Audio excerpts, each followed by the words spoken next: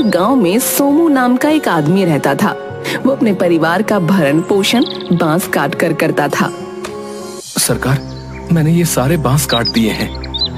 ठीक है, ये लो तुम्हारी आज की मजदूरी। पैसे लेकर सोमू अपने घर के लिए निकल जाता है। महीने भर से यहाँ बांस काट रहा हूँ, लेकिन फिर भी बचत नहीं होती। इतने पैसों में तो घर भी मुश्किल से ही चलता है। कोई कमाए तो भी क्या कमाए, महंगाई ही इतनी हो गई है। कितना भी काम करो कम ही पड़ता है। कहते हुए घर पहुंच जाता है। हाथ मुंह धो लीजिए, मैं खाना लगा देती हूँ। आज ये तूफान इतना शांत क्यों है? कहीं ये तूफान से पहले वाली शांति तो नहीं? फिर सोमू हाथ मुंह धो लेता है और खाना खाने बैठ जाता है। जी सुनिए, अगले महीने गुड़िया का जन्मदिन आ रहा है। हाँ, पता है मुझे। मैं ना आज बाजार गई थी तो मैंने बहुत सुंदर कपड़े देखे। वो हमारी गुड़िया के ऊपर बहुत जचेंगे। आप कहो तो मैं ले आऊं? ठीक है, ले आओ, पर कितने के हैं? ज्यादा नहीं, बस 2000 के। सोमू खाना खाते खाते अटक जाता है और खांसने लगता है। पानी। क्या 2000 के? तुम्हारा दिमाग तो ठिकाने पर है? तुम्हें पता है कि मैं कितनी मेहनत करके एक एक पाड़ जोड़ता हूँ, और तू मेरी सारी मेहनत एक पल में ही बर्बाद करना चाहती है? इतनी छोटी बच्ची को 2000 रुपए के कपड़े पहनाएगी? अरे मैंने अपनी पूरी जिंदगी में 2000 रुपए के कपड़े नहीं पहने। नहीं पहने तो नहीं पहने, तो क्या आप हमारे बच्चों को भी ऐसे ही छोटी छोटी चीजों के लिए तरसाएंगे? किसी भी चीज के लिए अपनी बेटी को मैंने तरसाया हो तो बता। मैं तो बस इतना ही बोल रहा था कि मेरे हाथ बहुत तंग हैं, इसलिए महंगे कपड़े मत दिलवाओ।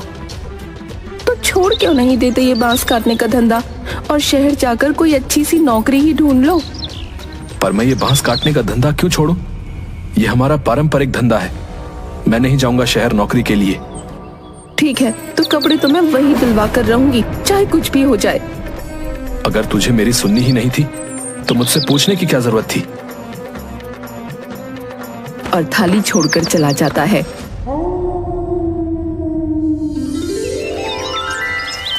फिर आए दिन मालती और सोमू के बीच पैसों को लेकर किचकिच होने लगी। एक दिन सोमू बांस काटकर थोड़ी देर वहीं बैठ जाता है। मैं तंग आ गया हूँ रोज रोज की लड़ाइयों से। पर वैसे मालती ठीक ही कहती है कि मुझे शहर जाकर नौकरी ढूंढ लेनी चाहिए। अगले दिन सोमू शहर नौकरी ढूंढने के लिए निकल पड़ता है। नौकरी ढूंढने के लिए मैं शहर तो आ गया, पर करूंगा क्या? मुझे तो कोई काम भी नहीं आता।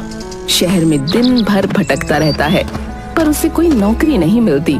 शाम को घर आकर, क्या हुआ, मिली कहीं नौकरी? नहीं, कोई नौकरी नहीं मिली। मैंने तुम्हें पहले ही कहा था कि मुझे बांस काटने के अलावा और कोई काम नहीं आता, तो मुझे कोई नौकरी क्यों देगा? अगले दिन वो फिर से शहर के लिए निकल पड़ता है।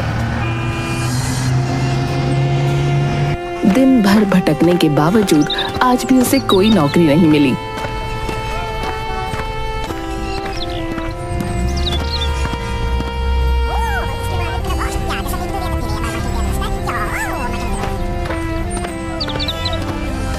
मायूस होकर वो एक गार्डन में बैठ जाता है।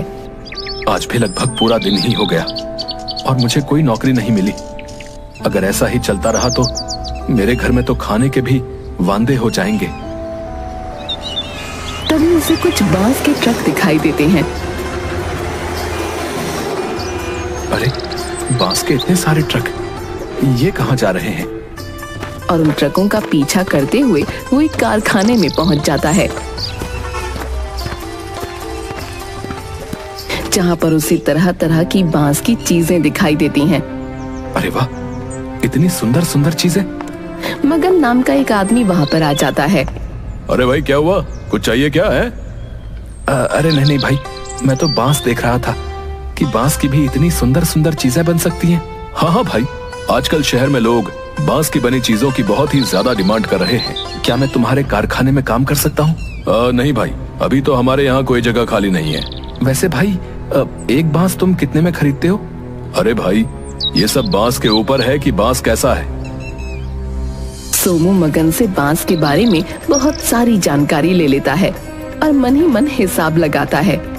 एक बांस की इतनी ज्यादा कीमत, और अगर हम बांस की चीज बनाकर बेचें तो उसकी कीमत तिगुनी हो जाती है, और मुझे बांस काटने पर उसकी आधी कीमत भी नहीं मिलती थी। फिर सोमू घर पहुंचकर लाला जी के यहाँ पहुंचता है। लाला जी, आप हमें बांस काटने पर बहुत ही कम कीमत देते हो, मुझे अपनी मजदूरी बढ़ानी है। अरे सोमू, तुझे अचानक क्या हुआ रे? इतने सालों से तो तू मेरे यहाँ इन्हीं दामों में काम कर रहा है, तो अब क्या हुआ? नहीं लाला जी, मुझे अपनी मजदूरी बढ़ानी है। देख भाई, तुझे इतने ही पैसे में काम करना है तो कर, नहीं तो मेरे पास और भी बहुत सारे मजदूर हैं, मैं उनसे काम निकलवा लूंगा, समझा?